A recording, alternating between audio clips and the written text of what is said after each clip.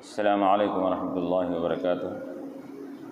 الحمد للہ رب العالمین والعاقبۃ للمتقین، والصلاۃ والسلام علی اشرف الانبیاء والمرسلین وعلی آلہ وصحبہ اجمعین، اما بعد فقد قال اللہ تبارک وتعالی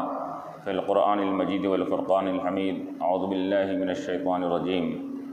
بسم اللہ الرحمن الرحیم، وَذَرُوا ظَاهِرَ الْإِثْمِ وَبَاطِنَهُ إِنَّ الَّذِينَ يَكْسِبُونَ الْإِثْمَ سَيُجْزَوْنَ بِمَا كَانُوا يَقْتَرِفُونَ وَلَا تَأْكُلُوا مِمَّا لَمْ يُذْكَرِ اسْمُ اللَّهِ عَلَيْهِ وَإِنَّهُ لَفِسْقٌ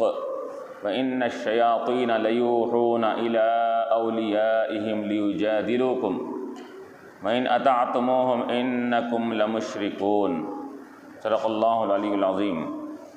وقال تعالیٰ فی مقام آخر فی شان حبیبہ الکریم، ان اللہ وملائکتہ یصلون علی النبی یا ایہا الذین آمنوا صلوا علیہ وسلموا تسلیما۔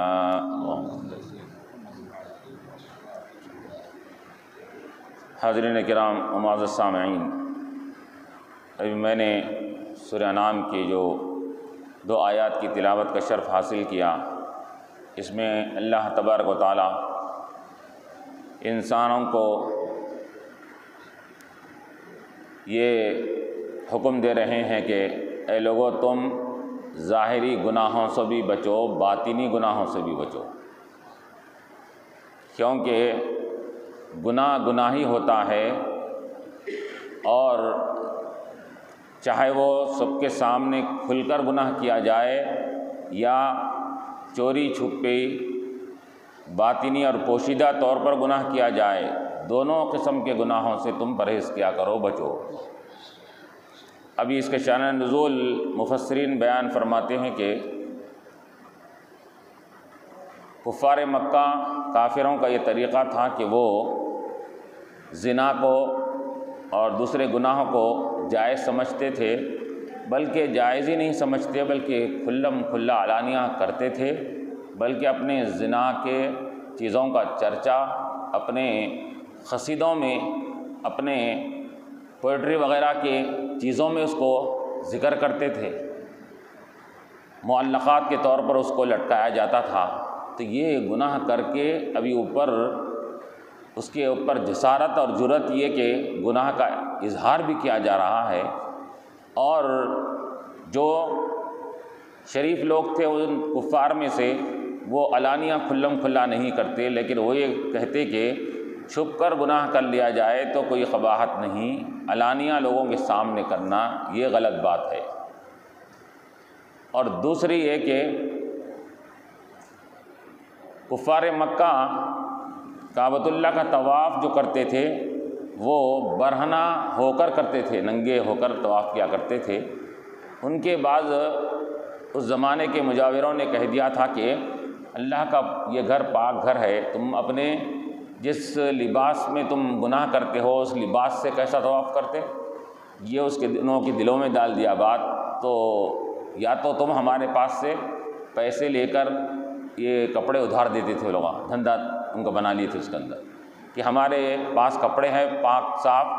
صرف ہم یہ طواف کے لیے دیتے ہیں، وہ کپڑے لے کر تم طواف کرو، اس کی اجرت اتنی ہوتی ہے،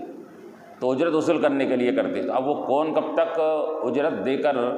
یہ طواف کرے گا؟ تھوڑے دن دیتا اجرت، بعد میں چلو ٹھیک ہے، نہیں تو نہیں کپڑے بول کر وہ برہنہ طواف کرنا شروع کر دیے تھے۔ یہاں تک کہ عورتیں بھی رات کے وقت میں اندھیرے اور تاریکی کی حالت میں عورتیں بھی برہنہ طواف کیا کرتی تھی۔ تو اس قسم کی برائیاں وہاں پھیلی ہوئی تھی، برائی کو برائی بھی سمجھا نہیں جا رہا تھا۔ تو اللہ تبارک و تعالیٰ نے یہ آیت نازل فرمائی، وَذَرُوا ظَاهِرَ الْإِثْمِ وَبَاطِنَهُ، کہ اے لوگو تم ظاہر الاسم، ظاہری گناہ سے بھی بچو، پرہیز کرو، چھوڑ دو ظاہری گناہ کو بھی، وَبَاطِنَهُ، اور پوشیدہ گناہوں کو بھی چھوڑ دو۔ یہ آیت نازل ہوئی اور بتلایا گیا کہ یہ ظاہری گناہ، اب چونکہ اس سے پہلے آیات میں کس کا ذکر آیا تھا کہ مردار کو کھانا جائز نہیں ہے، صرف ایک اضطراری حالت میں، مجبوری کی حالت میں مردار کو کھایا جا سکتا ہے، صرف جان بچانے کے لیے۔ کہ انسان کو اگر بھوک سے شدت اگر ہو گئی ہے تو جان بچانے کے لیے مردار کا مری ہوئی بکری، مری ہوئی گائے، بیل، بھینس وغیرہ کا گوشت کھا سکتے ہیں، جان بچانے کے لیے بولا گیا تھا۔ تو وہاں پر کھانے پینے کی چیزوں میں ممانعت کی گئی تھی گزشتہ آیات میں کہ تم مردار وغیرہ استعمال مت کرو۔ تو اب یہاں بولا جا رہا ہے کہ تم پیٹ کے اور غذاؤں کے تعلق سے تم کو اس آیات میں منع کیا گیا، تو اس کا مطلب یہ نہیں ہے کہ یہ ہمارے ریسٹرکشنز اور ہمارے احکامات، ہمارے ممانعتیں صرف کھانے پینے کے معاملے میں نہیں، بلکہ ہر اس معاملے میں ہیں جو انسان کو گناہ کی طرف لے جاتے ہیں۔ تو جب وہاں پر تم نے گناہ سے بچنے کا ارادہ کر لیا کہ اپنے آپ کو پیٹ میں حرام غذا ڈالنے سے بچایا، تو اب اس کے ساتھ ساتھ تم اپنے اعضاء کو بھی گناہوں سے بچانے کی کوشش کرو۔ پیٹ کو تو غذا سے، حرام غذا سے بچا رہے ہیں، تو اس کے ساتھ ساتھ اپنے اعضاء کو بھی، یعنی کہ جسم سے جو اعضاء ہے وہ اعضاء سے کوئی غلط کام تمہارے گناہ کے نہ ہونے پائے، آنکھ سے بھی نہ ہونے پائے، آنکھ کا گناہ، بد نظری اور غلط نگاہوں سے کسی کو دیکھنا، کان کا گناہ یہ غلط چیزوں کو سننا، زبان کا گناہ فحش کلامی، برائی، جھوٹ، غیبت، یہ تمام چیزیں زبان سے ادا کرنا، یہ زبان کے تمام گناہوں سے تم پرہیز کیا کرو۔ اور یاد رکھو کہ جس طرح کے پیٹ کو اگر تم حرام غذا سے بچاؤ گے اور حرام غذا سے بچاؤ گے تو تمہارے اعضاء بھی گناہوں سے محفوظ رہیں گے، اس کا قوی امکان ہے اس کا۔ اس وجہ سے کہ حرام غذا جب پیٹ میں پڑتی ہے تو یقیناً غلط چیز غلطی کی طرف لے جاتی ہے اور اچھی چیز اچھائی کی طرف لے جاتی ہے۔ حلال غذا کھائیں گے تو نیک اعمال کی ترغیب ہوگی، اور حرام غذا کھائیں گے تو برائیوں کی طرف انسان کی رغبت پیدا ہوگی۔ اسی وجہ سے آیا ہے کہ جو اپنے پیٹ میں حرام غذا داخل کرتا ہے، حرام کھانے کا عادی بن جاتا ہے، تو اس کے دعاؤں کو اللہ تعالیٰ قبول نہیں فرماتے۔ اب زبان سے جو دعا نکل رہی ہے وہ دعا اس کی حرام غذا پیٹ میں جا کر وہ کلمات زبان سے نکل رہے ہیں، تو اللہ تعالیٰ ایسوں کی دعا کو قبول نہیں فرماتا۔ تو اس وجہ سے یہ غذا کا بڑا عمل دخل ہے، کس کے لیے؟ کہ دعا کی قبولیت کے لیے بھی اور گناہوں سے بچنے کے لیے بھی۔ اور دوسری بات یہ ہے کہ تم جیسا کہ کافروں کا طریقہ تھا سب کے سامنے گناہ نہیں کرنا، تو اللہ فرما رہا ہے کہ سب کے سامنے ہو یا سب سے ہٹ کر چھپے اور پوشیدہ طور پر ہو کہ وہاں کوئی نہیں ہے، تم ہی ہے اگر، تو ایسے دونوں حالتوں میں تم گناہ سے بچو۔ کیونکہ کھلے طور پر گناہ اگر کرتے ہیں تو تم یہ سمجھتے ہیں کہ لوگ دیکھ رہے ہیں، اور پوشیدہ طور پر گناہ کرتے ہیں تو سمجھتے ہیں کہ کوئی نہیں دیکھ رہا ہے۔ لیکن ہمارے پاس تو یہ کھلے طور پر کرنا یا پوشیدہ کرنا دونوں ہمارے پاس برابر ہے۔ اللہ تعالیٰ فرما رہا ہے کہ وہ اللہ تعالیٰ یعلم سرکم و جہرکم، تمہارے سر کو بھی جانتا ہے، تم پوشیدگی میں کیا کرتے ہو وہ بھی جانتا ہے، تم علانیہ سب کے سامنے کیا کرتے ہو وہ بھی جانتا ہے۔ جب اللہ تعالیٰ دونوں چیزوں کو جانتا ہے، تمہارے سر اور ظاہر کو، تو تم دونوں حالتوں میں اپنے آپ کو گناہ سے بچاؤ۔ تو ظاہری گناہ سے بھی بچو اور باطنی پوشیدہ گناہوں سے بھی بچو۔ اور ایک معنی مفسرین فرماتے ہیں کہ تم اعمال کے ہاتھ پیر سے جو گناہ کیے جاتے ہیں وہ اعمال والے گناہ سے بھی بچو، اور دل اور خیالات اور دماغ میں جو گناہ اور وساوس آتے ہیں اس سے بھی پرہیز کیا کرو۔ اس کا تم نے اپنے آپ کو، اپنے اعضاء کو عبادت میں لگا دیا، لیکن اگر تمہارا نیت، تمہارا ذہن، تمہارے خیالات پورے پراگندہ ہیں اور مختلف طریقے پہ ادھر ادھر جا رہے ہیں، تو پھر یہ تمہارے نماز بھی تمہارے لیے زیادہ اجر و ثواب دلانے والی نہیں بنے گی اس کے اندر۔ تو تم جس طرح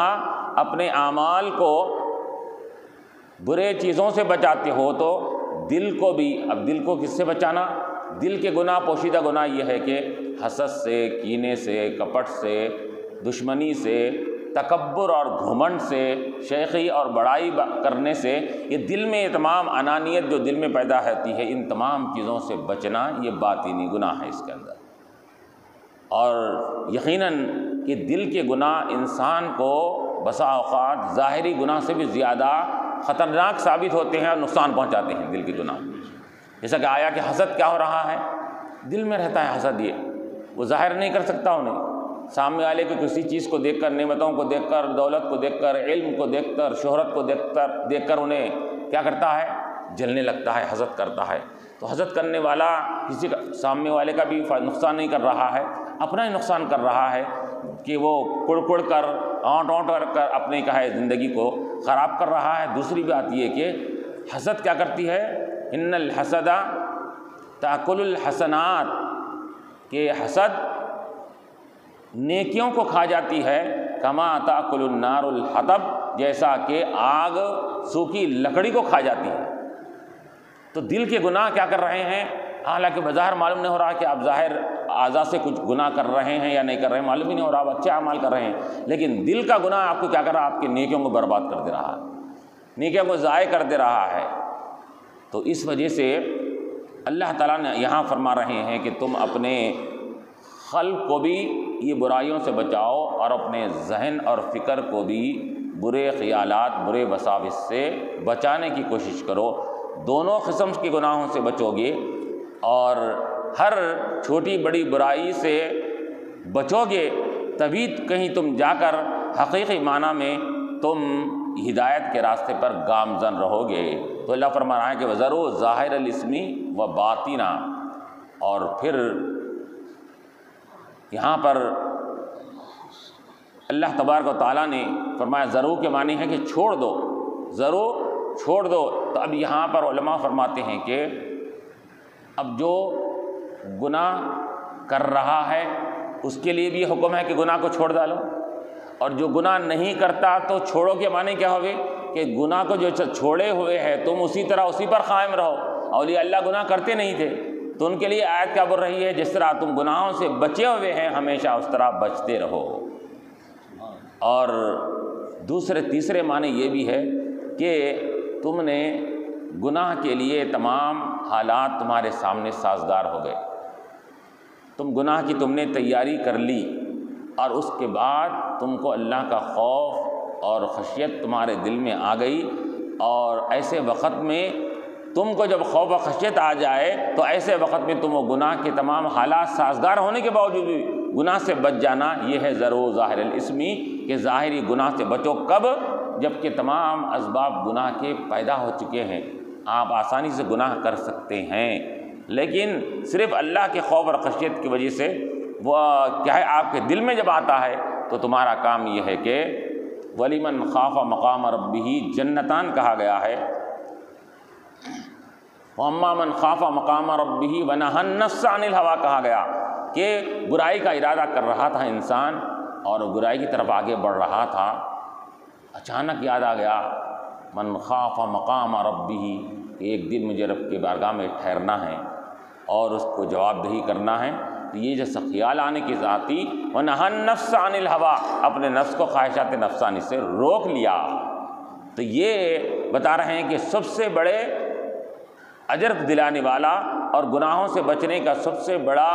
اللہ کو پسندیدہ گناہ سے بچنے کا ذریعہ یہ ہے کہ حالات سب سازگار ہونے کے باوجود بھی تم اللہ کے خوف سے جب گناہ سے رک جاتے ہیں تو یہ اللہ تعالیٰ کو بہت پسند ہوتا ہے۔ تو ذروا ظاہر الاسم وباطنہ ان الذین یکسبون الاثم سیجزون بما کانوا یقترفون۔ اور پھر اللہ تعالیٰ فرما رہے ہیں کہ جو لوگ ان الذین یکسبون الاثم، جو لوگ گناہ کرتے ہیں، کسب کے معنی کرنے کا آتے ہیں، یہ اسم کہتے ہیں گناہ کو، یکسبون الاسم جو لوگ گناہ کرتے ہیں، سیجزون ان قریب ان کو بدلہ دیا جائے گا ان کے اپنے کرتوتوں کا، ان کے بدعملی کا، ان کے گناہ کرنے کا، ان کو سزا ملے گی، ان کو بدلہ دیا جائے گا۔ تو اب یہاں پر سیجزون کہا گیا تو ان قریب ان کو بدلہ دیا جائے گا۔ تو ان قریب کئی ایک ہم ایسا دیکھ رہے ہیں کہ گناہ کرتے جا رہا ہے، اس کو سزا نہیں مل رہی ہے۔ تو جیسا کہ روایتوں میں آتا ہے کہ جس کو دنیا میں سزا نہیں ملی اللہ تعالیٰ آخرت میں اس کو مکمل سزا اس کو عطا فرمائے گا۔ تو یہاں پھر عنقریب جو کہا گیا ہے تو قیامت ہمارے لحاظ سے دور ہے، لیکن اللہ تعالیٰ نے کیا فرمایا؟ آج سے 1500 برس پہلے اقتربت الساعہ فرما دیا، قیامت قریب آ چکی ہے اس کے اندر۔ تو ہمارے لحاظ سے وہ دور ہے، لیکن اللہ کے لحاظ سے وہ بالکل قریب ہے قیامت۔ تو اللہ تعالیٰ وہ قیامت کا پیش نظر رکھتے ہوئے اللہ فرما رہا ہے کہ عنقریب، تو عنقریب سے مراد قیامت جب قائم ہوگی قریب میں ہم اس کو پورا مکمل اس کو بدلا دیں گے۔ یا دوسری بات علماء نے یہ بھی کہا کہ سیجزون عنقریب کے معنی یہ بھی ہے کہ گناہ کی سزا اللہ تبارک و تعالیٰ آخرت میں تو دیتا ہے، بعض گناہ ایسے ہوتے ہیں اللہ تعالیٰ دنیا میں بھی اس کو عنقریب اس کو سزا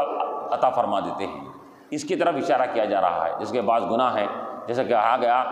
کہ ظالم پہ ظلم کرنا، ماں باپ کی نافرمانی کرنا، یہ گناہ ایسے ہیں، اور رشتہ داروں سے تعلقات کو توڑ لینا، یہ گناہ ایسے ہیں کہ حدیث میں آتا ہے کہ اس کی سزا آخرت میں جو بھی ہوگی سو ہوگی، لیکن اللہ تعالیٰ دنیا میں بھی ماں باپ کی نافرمانی کرنے والے کو دنیا ہی میں سزا عطا فرماتے ہیں۔ مل گئے تو یہ اپنے ماں باپ کی نافرمانی کر رہا تو اس کی اولاد کو اللہ تعالیٰ اس کے ساتھ نافرمانی کروائے گا، اس کی سزا اس کو دنیا میں عطا فرمائے گا۔ تو بعض گناہ ایسے ہیں کہ اس کی سزا اللہ تعالیٰ دنیا میں بھی فوراً اس کا ظاہر فرما دیتا ہے۔ اسی طرح کہ یہ تو ایمان والوں کے لیے، کافروں کے لیے بھی کہ ان کے لیے بسا اوقات کبھی دنیا میں بھی ان کو سزا مل جاتی ہے، آخرت کی سزا تو ہے ہی، جیسا کہ جنگ بدر میں، جنگ احد وغیرہ میں کئی کافروں کی موت واقع ہو گئی، لوگوں کی شکست ہو گئی، ہزیمت کا سامنا کرنا پڑا اس کے اندر۔ تو یہ ان کو بدلہ ان کے کفر کا، ان کے بدعملی کا، اور اللہ کے رسول صلی اللہ علیہ وسلم کے نافرمانی کرے اور آپ کی نبوت کو نہ ماننے کی سزا اللہ تعالیٰ نے فوراً دنیا میں عطا فرما دی کہ جنگ بدر میں کثرت سے کفار کہ تباہ و تاراج ہو گئے اور کئی ہلاک ہو گئے اس کے اندر۔ تو اللہ فرما رہا ہے عند الذین یکسبون الاسم، یاد رکھو کہ گناہ کیا کرتا ہے، جو گناہ کرنے والے ہوتے ہیں تو یہ مت سمجھو کہ گناہ کی سزا نہیں ملے گی، بلکہ عنقریب دی جائے گی۔ وہ عنقریب یا تو دنیا میں ہوگا یا عنقریب سے مراد قیامت میں اس کی سزا کیسا بھی ملے گی اس کے اندر۔ ہاں البتہ یہ بھی کہا گیا اس کے ساتھ ساتھ کہ تم گناہوں سے بچو، تو گناہوں کے بچنے کا مطلب یہ ہے کہ تم چھوٹے گناہ سے بھی بچو، بڑے گناہ سے بھی بچو، اس وجہ سے کہ گناہ کے لیے علماء نے مثال دیا کہ چھوٹا گناہ کیا، بڑا گناہ کیا، کہ گناہ گناہ ہی ہوتا ہے۔ جس طرح کہ آگ کی چنگاری ہوتی ہے، چنگاری سے پورا گھر جل جا سکتا ہے، تو اسی طرح ایک گناہ کی وجہ سے بھی انسان کبھی بسا اوقات اس کے ایمان ضائع ہو کر اس کے اعمال برباد ہو جا سکتے ہیں اس کے اندر۔ تو اور جس طرح کہ چھوٹی نیکی کئی بڑے نیکیوں کا ذریعہ بن سکتی ہے، چھوٹا گناہ کئی بڑے بڑے گناہوں کا بھی ذریعہ بن سکتا ہے۔ اس وجہ سے ہر چھوٹی بڑی چیزوں سے، گناہوں سے تم پرہیز کرو۔ اور یہ بھی کہا گیا کہ جب تم ظاہری اور باطنی گناہوں سے بچو، اللہ نے فرما دیا، تو اس کا مطلب مفسرین فرماتے ہیں کہ یہ بھی نکلا کہ کھلے اور چھپے نیک اعمال کو تم کیا ہے اس پر عمل پیرا ہو جاؤ، یعنی چھپے اور ظاہری گناہوں سے بچنا ہے، تو وہ اعمال نیک جو کھل کر کیے جاتے ہیں اس کو بھی کیا کرنا چاہیے، وہ اعمال جو چھپ کر کیے جاتے ہیں اس کو بھی کرنا چاہیے۔ اس کا مطلب یہ نکلا کیونکہ جب برائی کو ظاہری باطنی ہر اعتبار سے چھوڑنا ہے، تو معلوم ہوا کہ نیکی کو، جو نیکی کو کھلم کھلا کرنے کا حکم دیا اس کو ظاہری طور پر کرو، جو نیکی کو چھپا کر کرنے کا حکم دیا اس کو چھپا کر کیا کرو۔ مثال کے طور پر جیسا کہ نماز عید ہے، آپ باضابطہ اس کو دکھا کر پڑھیں گے، اس کے اندر ایسا نہیں کہ چھپ کر پڑھ سکتے۔ اس کے لیے نماز جمعہ ہے اور 5 وقتہ نمازیں باجماعت ادا کرنا ہے، تو اس کے لیے کوئی یہ نہیں کہہ سکتا کہ میں نماز کے لیے آئیے صاحب، بولے تو نہیں میں دکھا کر نہیں پڑھتا نماز، میں گھر میں پڑھتا ہوں۔ ارے اللہ کے رسول نے حکم دیا ہے، اللہ تعالیٰ نے حکم دیا اشارۃ النفس سے کہ تم سب مل کر نماز جماعت کے ساتھ ادا کیا کرو، اور جماعت سے پڑھے تو دکھاوا نظر آتا، میں نہیں پڑھتا وہ صاحب، بولے تو گویا کہ یہاں پر کھلم نیکی کو ظاہر کر کے کرنا ہی یہ سب سے بڑی نیکی ہے اس کے اندر، یہاں چھپا کر کرنا نہیں ہے۔ یہاں پر جماعت کے لیے آنے کے لیے آپ کو باضابطہ لوگوں کے سامنے سے ہوتے ہوئے آنا پڑے گا اس کے اندر، کیونکہ اللہ کے رسول صلی اللہ علیہ وسلم نے اس کو کھل کر اور اس کو ظاہر کر کے بتا کر کرنے کا حکم دیا اس کے اندر ہے۔ تو جمعہ عیدین اور جماعت وغیرہ ہے۔ اسی طرح جو نیکیاں پوشیدہ طور پر کی جانے کا حکم دیا گیا ہے وہ نیکیوں کو پوشیدہ کرو، خیر خیرات ہے، صدقات ہے وغیرہ ہے، تو اس کو تم اگرچہ کہ ظاہری طور پر بھی دکھا کے بھی دے سکتے ہو، اگر تمہاری نیت اگر اچھی ہے تو ظاہر دکھا کر بھی دے سکتے ہیں، لیکن یہ خیرات اور صدقات اور نیکیاں جو چھپا کر کی جاتی ہے، مثال کے طور پر علماء نے فرمایا کہ جیسا کہ یہ ظاہری طور پر یہ اعمال کر رہے ہیں، باطنی اعمال میں کیا آتے ہیں، نوافل کی کثرت تم چھپ کر کیا کرو، تہجد کی نماز تم لوگوں سے چھپ کر پڑھا کرو، اور اسی طرح جو بھی نوافل اور اذکار وغیرہ ہے، یہ اذکار وغیرہ یہ چھپ کر کرنا یہ افضل ہے اس کے اندر۔ کیوں؟ اس وجہ سے کہ یہاں پر دونوں قسم کی چیزوں کا ہم کو حکم دیا گیا ہے کہ جو اعمال کھلے طور پر کرنا ہے وہ کھلے طور پر کریں گے، اور جو اعمال پوشیدہ کرنے کی ہم کو ترغیب دی گئی، مثال کے طور پر کہا گیا کہ انسان خیر خیرات کرتا ہے اللہ کی راہ میں، تو خیر خیرات کرتے وقت حکم دیا گیا ہے کہ لا تنفق شمالہ ما تنفق یمینہ، کہا گیا کہ سیدھے ہاتھ نے کیا دیا بائیں ہاتھ کو خبر نہ ہونے پائے، حضور نے فرمایا خیرات کے لیے، تو سیدھے ہاتھ نے دیا بائیں ہاتھ کو خبر، کیا مطلب اس کا ہے؟ تو سیدھا ہاتھ بائیں ہاتھ تو اسی کا ہوتا ہے، اس کا مطلب یہ کہ تمہارے بازو والے کو تو خبر نہ ہونے پائے تم نے کیا نیک عمل کیا ہے اس کے اندر۔ تو خیر خیرات میں اللہ کے رسول نے یہ حکم دیا کہ تم یہ جتنا چھپا کے کریں گے تو اخلاص کا اور للہیت اس کے اندر ظاہر ہوں گی، اور اللہ تعالیٰ اس کا اجر و ثواب بھی اس کو آپ کو زیادہ عطا فرمائیں گے اس کے اندر۔ تو یہ بعض اعمال کو چھپا کر کرنا ہے تو چھپ کر کریں گے، جس کو ظاہر کرنا ہے اور اس کو ظاہر کیا جائے گا۔ اور علماء نے یہ بھی کہا کہ اب ہمارے لیے طریقہ کار کیا ہے کہ کن گناہوں سے پرہیز کریں، کن نیکیوں کو ہم ربع عمل لائیں، تو علماء نے فرمایا کہ تمہارے لیے بہترین نسخہ نبی پاک علیہ الصلوۃ والسلام کی سیرت ہے، ان کی سنتیں ہیں۔ بس تم یہ گناہوں کو کیا گناہ ہے کیا نیکی ہے یہ مت دیکھو، حضور کی ذات کو دیکھو، حضور کی سنتوں کو دیکھو، بس اسی کے مطابق عمل کرتے جاؤ۔ حضور نے جن جن چیزوں کو چھوڑا تم چھوڑو، حضور نے جس کو اختیار کیا تم اختیار کرو، بس تمہاری زندگی ہدایت پر ہو جائے گی اس کے اندر۔ کیوں؟ اس وجہ سے کہ اب تم کو یہ اب اور زیادہ جانچنے کی ضرورت نہیں، پرکھنے کی ضرورت نہیں ہے، بس تم کو تمہارے سامنے حضور کے اسوے کو سامنے رکھو، تم رکھ کر کیا ہے حضور پاک علیہ الصلوۃ والسلام نے، جیسے کہ اللہ تعالیٰ نے خود فرما دیا کہ اب تمہارے لیے مشکل ہوگا کیا گناہ ہے، کون سے گناہ ہیں کون سے نہیں ہیں، کس سے بچنا، تو اللہ تعالیٰ نے قرآن میں فرمایا وما آتاکم الرسول فخذوہ وما نہاکم عنہ فانتہوا، جو اللہ کے رسول جو احکامات تم کو دیے اس کو ربع عمل لاؤ، جس سے منع کرے تم اس سے رک جاؤ، تو تم میری یہ آیت کے اوپر تم عمل کرنے والے بن جاؤ گے۔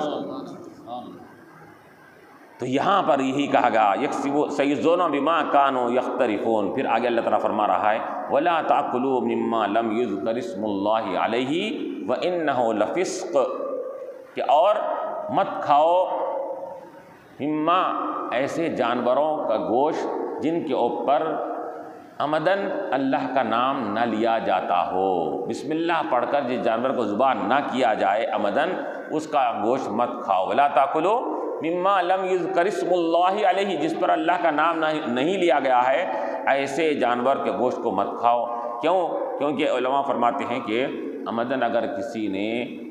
بسم اللہ پڑھنا مسلمان ہونے کے باوجود بھی، حالانکہ حکم یہ ہے کہ مسلمان ذبح کرے گا، کافر کا ذبیحہ کافر بسم اللہ پڑھ کر بھی ذبح کرے تو جائز نہیں ہوتا،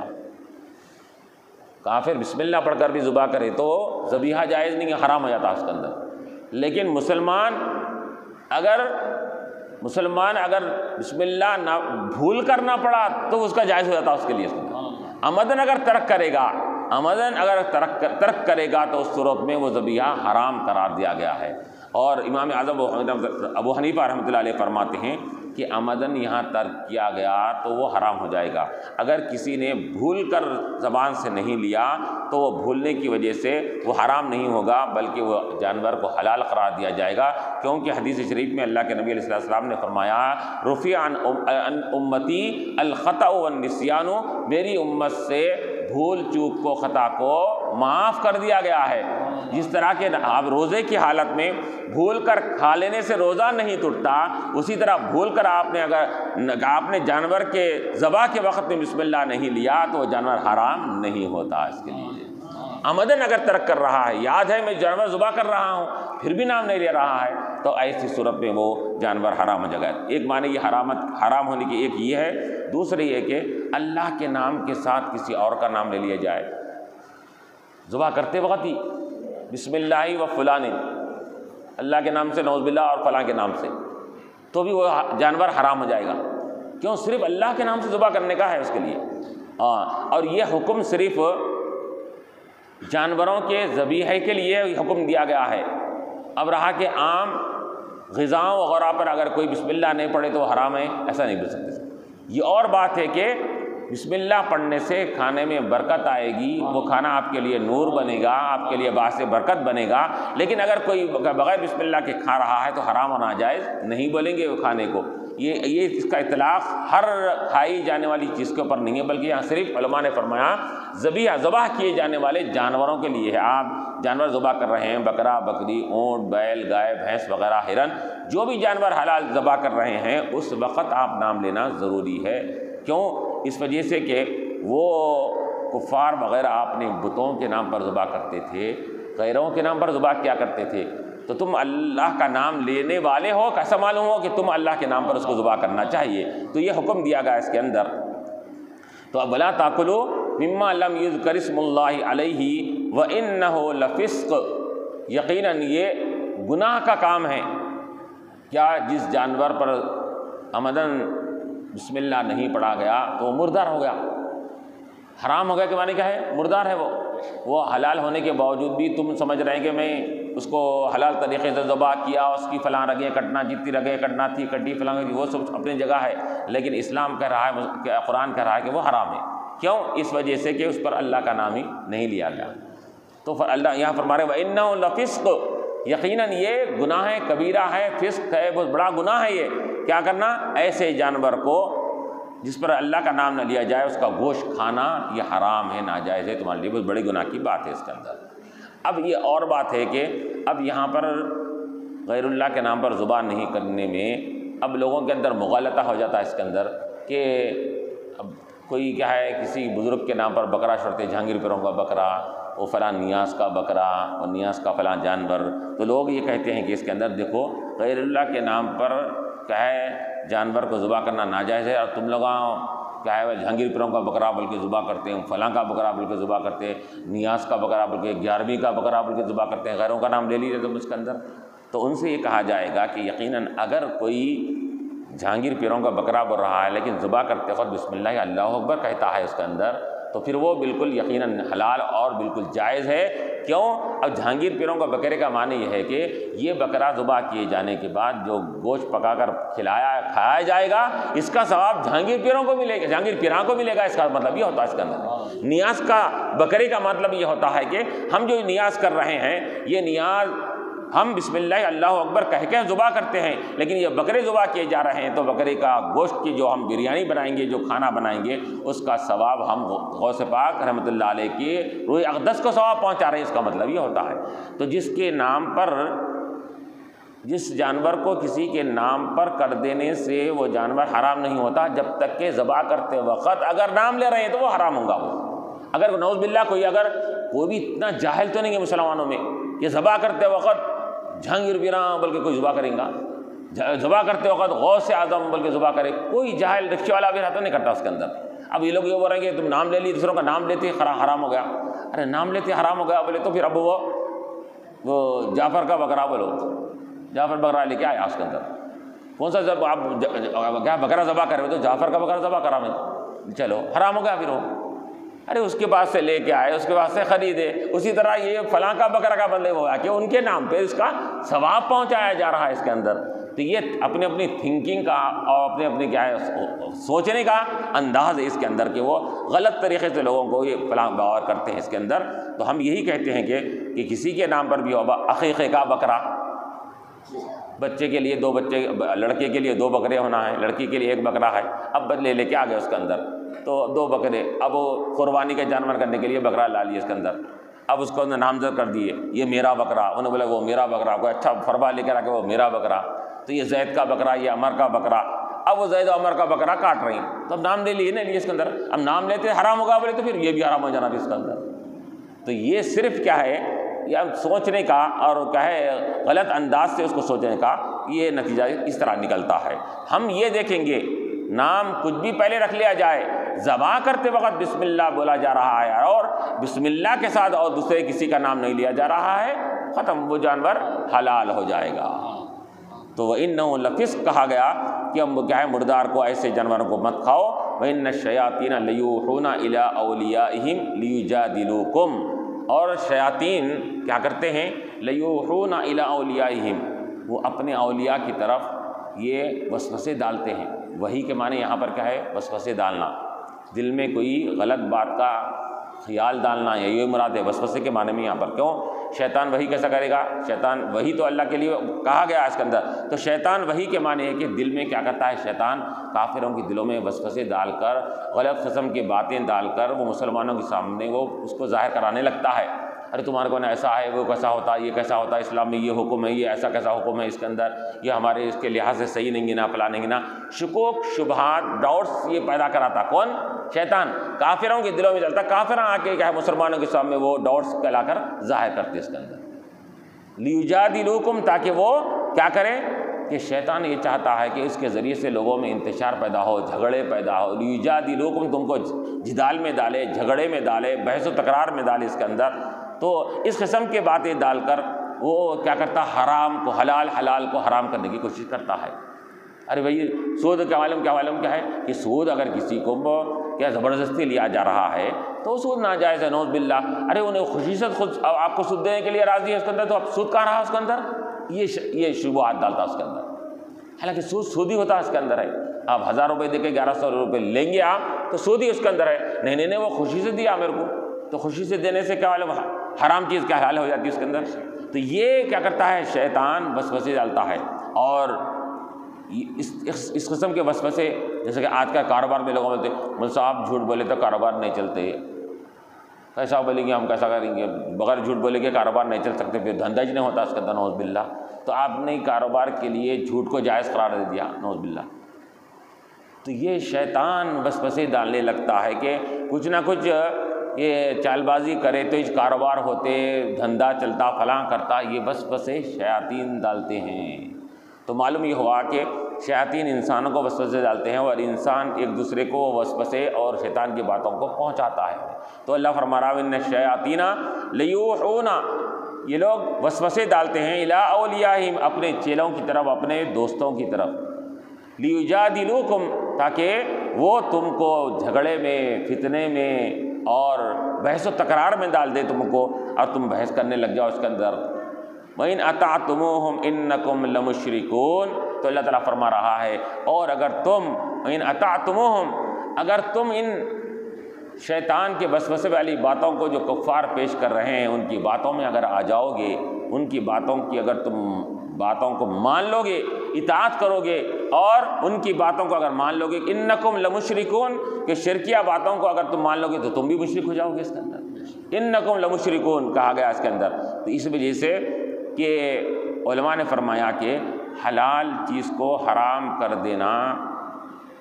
اور حرام سمجھ کر حلال کو حرام سمجھ لینا، حرام کو حلال سمجھنا، یہ بھی کفر ہے۔ یعنی ایک ہے انسان حرام کام کرتا ہے، حرام غذا کھا رہا ہے، وہ سمجھتا ہے کہ حرام ہے پھر بھی کھا رہا ہے تو گناہ گار بولیں گے، اسلام کے دائرے سے نہیں نکلتا انہیں۔ لیکن اگر کوئی یہ کہ حرام کو جائز سمجھ کر وہ حرام کھا رہا ہے تو پھر دائرے اسلام سے نکل جاتا ہوں، جائز سمجھ رہا ہوں نہیں۔ سود اللہ تعالیٰ نے حرم الربا کہہ دیا، اب وہ سود کو کیا معلوم یہ سمجھ کے کہ نہیں بالکل جائز ہے سمجھ کے کرا، تو جائز سمجھ کر گناہ کو کرنے والا وہ دائرے اسلام سے خارج ہوتا ہے اس کے اندر، تو انہیں کافروں کی فہرست میں چلا جاتا ہے اس کے اندر۔ تو اس وجہ سے علماء فرماتے ہیں کہ گناہ کو گناہ سمجھ کر کرنا یہ گناہ ہے، گناہ کو جائز سمجھ کر کرنا گناہ نہیں، کفر ہے یہ، بلکہ گناہ کو جائز سمجھ کر لینا، آؤ میرے لیے جائز ہے، نماز چھوڑنا آؤ میرے لیے جائز ہے، اس کے اندر ہے، نعوذ باللہ۔ تو ایسا بولنا یہ انسان کو کفر کی طرف لے جا کر اس کو ایمان کے دائرے سے نکال دیتا ہے۔ تو اللہ فرما رہا ہے وَإِنْ أَطَعْتُمُوهُمْ، اور اگر تم ان کی باتوں میں ایسا آ جاؤ گے اور ان کے وسوسے شکوک و شبہات سے تم اگر متاثر ہو کر ان کی باتوں میں آؤ گے تو اِنَّكُمْ لَمُشْرِكُونَ، تو تمہارے ساتھ تم بھی شرک کرنے لگو گے، تم سے بھی کفریہ کلمات تمہارے سے ظاہر ہو جائیں گے، اس وجہ سے تم اس سے بچا کیا کرو۔ وآخر دعوانا الحمد للہ رب العالمین۔